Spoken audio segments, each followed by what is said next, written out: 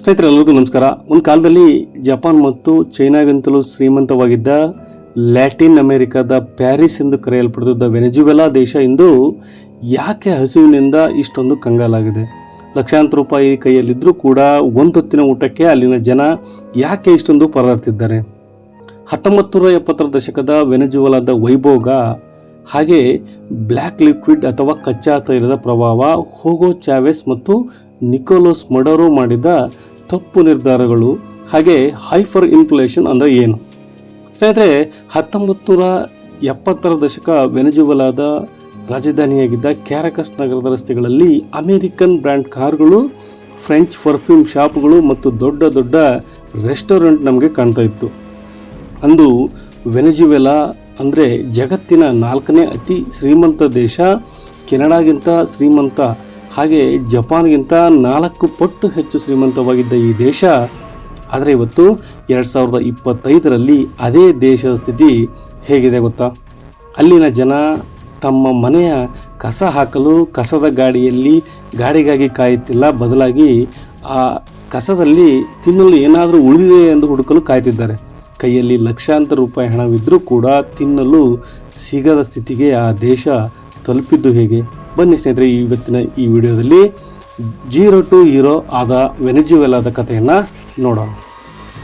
ಸ್ನೇಹಿತರೆ, ಅದು 1920ರ ಮೊದಲು ವೆನೆಜುವೆಲಾ ಒಂದು ಸಣ್ಣ ಕೃಷಿ ಆಧಾರಿತ ದೇಶವಾಗಿತ್ತು. ಕಾಫಿ ಮತ್ತು ಕೊಕೊವಾ ಇವರ ಮುಖ್ಯ ಆದಾಯ ಆಗಿತ್ತು. ಆದರೆ 1922ರಲ್ಲಿ ರಾಯಲ್ ಡಚ್ ಶೆಲ್ ಕಂಪನಿಗೆ ಅಲ್ಲಿ ತೈಲದ ಬೃಹತ್ ನಿಧಿ ಸಿಗುತ್ತೆ. ಅದೆಷ್ಟು ಅಂದರೆ ಇಡೀ ಜಗತ್ತಿನಲ್ಲೇ ಅತಿ ಹೆಚ್ಚು ತೈಲ ನಿಕ್ಷೇಪ ಇರುವ ದೇಶವಾಗಿ ವೆನೆಜುವೆಲಾ ಹೊರಹೊಮ್ಮುತ್ತೆ. ಆನಂತರ ದಿನಗಳಲ್ಲಿ ವೆನೆಜುವೆಲಾ ಅಮೆರಿಕಾದ ನಂತರದ ಅತಿ ದೊಡ್ಡ ತೈಲ ರಫ್ತು ದೇಶವಾಗಿ ಹೊರಹೊಮ್ಮುತ್ತೆ. ಆಯಿಲ್ ಮಾರಾಟ ಮಾಡಿ ಡಾಲರ್ ಗಳಿಸುತ್ತೆ. ದೇಶದ ಕರೆನ್ಸಿ ಬೋಲಿವರ್ ಅತ್ಯಂತ ಸ್ಟ್ರಾಂಗ್ ಆಯಿತು. ಇದರಿಂದ ಎಲ್ಲವೂ ಕೂಡ ಇಂಪಾರ್ಟೆಂಟ್ ಐಟಮ್ಗಳು ಸುಲಭವಾಗಿ ಸಿಗಲು ಆರಂಭಿಸಿದವು. ಇಲ್ಲಿ ಒಂದು ದೊಡ್ಡ ತಪ್ಪು ನಡೆಯುತ್ತೆ. ದೇಶದ ಸಂಪೂರ್ಣ ಗಮನ ಕೇವಲ ಆಯಿಲ್ ಮೇಲೆ ಹೋಗುತ್ತೆ.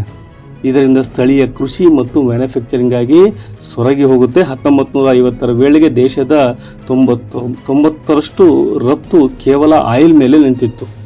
ಸರ್ಕಾರ ಜನರಿಗೆ ಎಲ್ಲವನ್ನು ಫ್ರೀಯಾಗಿ ಕೊಡಲು ಶುರು ಮಾಡಿತು. ಎಜುಕೇಷನ್, ಹೆಲ್ತ್ ಕೇರ್ ಹಾಗೆ ರೇಷನ್ ಎಲ್ಲವೂ ಕೂಡ ಫ್ರೀಯಾಗಿ ಕೊಡಲು ಶುರು ಮಾಡುತ್ತೆ. 1960ರಲ್ಲಿ ಒಪೆಕ್ ಸ್ಥಾಪನೆ ಆಗುತ್ತೆ. 1973ರ ಗಲ್ಫ್ ಯುದ್ಧದ ಸಮಯದಲ್ಲಿ ತೈಲ ಬೆಲೆ 4 ಪಟ್ಟು ಹೆಚ್ಚಾದಾಗ ವೆನೆಜುವೆಲಾಗೆ ಹಣದ ಮಳೆಯೇ ಸುರಿಯುತ್ತೆ. ಆದರೆ 1976ರಲ್ಲಿ ಸರ್ಕಾರದ ಒಂದು ನಿರ್ಧಾರ ಮಾಡಿತ್ತು, ಎಲ್ಲ ಖಾಸಗಿ ತೈಲ ಕಂಪನಿಗಳನ್ನು ನ್ಯಾಷನಲೈಸ್ ಮಾಡುವುದು.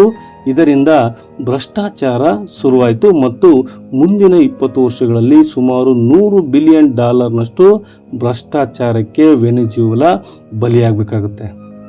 1998ರಲ್ಲಿ ಹೋಗೋ ಚಾವೆಸ್ ಅಧಿಕಾರಕ್ಕೆ ಬರ್ತಾರೆ. ಬಡವರ ಪಾಲಿನ ದೇವರು ಎನಿಸಿಕೊಂಡಿದ್ದ ಇವರು 4 ದೊಡ್ಡ ತಪ್ಪುಗಳನ್ನು ಮಾಡ್ತಾರೆ. ಮೊದಲನೇದಾಗಿ ನುರಿತ ಕಾರ್ಮಿಕರ ವಜಾ. ಸ್ಟ್ರೈಕ್ ಮಾಡಿದರು ಎಂಬ ಕಾರಣಕ್ಕೆ 18,000 ಸೀಲ್ಡ್ ವರ್ಕರ್ಸ್ಗಳನ್ನು ತೆಗೆದುಹಾಕಿ ಅನ್ಸೀಲ್ಡ್ ಜನರನ್ನು ಕೆಲಸಕ್ಕೆ ಹಾಕೋತಾರೆ. ಹಾಗೆ ಎರಡನೇದಾಗಿ ಪ್ರೈಸ್ ಕಂಟ್ರೋಲ್. ಪ್ರತಿಯೊಂದು ವಸ್ತುವಿನ ಬೆಲೆಯನ್ನು ಸರ್ಕಾರವೇ ಫಿಕ್ಸ್ ಮಾಡಿತ್ತು. ಇದರಿಂದ ಬಿಸ್ನೆಸ್ ಮಾಡೋರಿಗೆ ಲಾಭ ಇಲ್ಲದಂತಾಗಿ ಅಂಗಡಿಗಳು ಕೂಡ ಮುಚ್ಚಿ ಹೋಗ್ತವೆ. ಸಂಪೂರ್ಣ ರಾಷ್ಟ್ರೀಕರಣ. ಸಿಮೆಂಟ್, ಸ್ಟೀಲ್, ಫುಡ್ ಎಲ್ಲವೂ ಸರ್ಕಾರವೇ ನಡೆಸಲು ಹೋಗಿ ಎಫಿಷಿಯನ್ಸಿ ಕಳೆದುಕೊಳ್ಳುತ್ತೆ. Currency control. ಡಾಲರ್ ಎಕ್ಸ್ಚೇಂಜ್ ಮೇಲೆ ನಿರ್ಬಂಧ ಹೇರಿದ್ರಿಂದ ವಿದೇಶಿ ವ್ಯಾಪಾರ ಕೂಡ ಸ್ಥಗಿತವಾಗುತ್ತೆ. 2013ರಲ್ಲಿ ಚಾವೆಸ್ ಮರಣದ ನಂತರ ನಿಕೋಲಸ್ ಮಡರೋ ಅಧಿಕಾರಕ್ಕೆ ಬರ್ತಾರೆ. ಆ ಸಮಯದಲ್ಲಿ ಆಯಿಲ್ ಬೆಲೆ $100ನಿಂದ $30ಗೆ ಕುಸಿಯುತ್ತೆ. ದೇಶದ ಆದಾಯವೇ ನಿಂತು ಹೋದಾಗ ಸರ್ಕಾರ ಮಾಡಿದ ದೊಡ್ಡ ತಪ್ಪು ಮನಬಂದಂತೆ ನೋಟ್ಗಳನ್ನು ಪ್ರಿಂಟ್ ಮಾಡಿದ್ದು. ಇದರ ಪರಿಣಾಮವೇ ಹೈಪರ್ ಇನ್ಫ್ಲೇಷನ್. 2018ರಲ್ಲಿ ಒಂದು ಕಾಫಿ ಬೆಲೆ ಕೇವಲ 45 ಪೈಸೆ ಇದ್ದರೆ ಒಂದೇ ವರ್ಷದಲ್ಲಿ ಅದು 1700 ರೂಪಾಯಿಗೆ ಇರುತ್ತೆ. ಅಂದರೆ ಇನ್ಫ್ಲೇಷನ್ ರೇಟ್ ಒಂದು 65,000%. ಜನರ ಹತ್ತಿರ ಚೀಲ ತುಂಬ ಹಣವಿತ್ತು, ಆದರೆ ಒಂದು ಬ್ರೆಡ್ ಕೊಳ್ಳಲು ಅದು ಸಾಲದಾಗಿತ್ತು.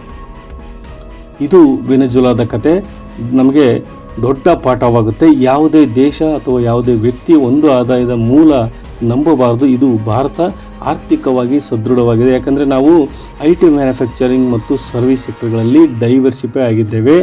ಹಾಗೆ ಇದೇ ಥರದ ಹೆಚ್ಚಿನ ವಿಡಿಯೋಗಳಿಗಾಗಿ ದಯವಿಟ್ಟು ನನ್ನ ಚಾನಲ್ನ ಸಬ್ಸ್ಕ್ರೈಬ್ ಮಾಡಿ. ಹಾಗೆ ಈ ವಿಡಿಯೋ ಇಷ್ಟ ಆದರೆ ದಯವಿಟ್ಟು ಲೈಕ್ ಮಾಡಿ ಅಂತ ಹೇಳ್ತಾ, ಜೈ ಹಿಂದ್, ಜೈ ಕರ್ನಾಟಕ, ವಂದೇ ಮಾತರಂ.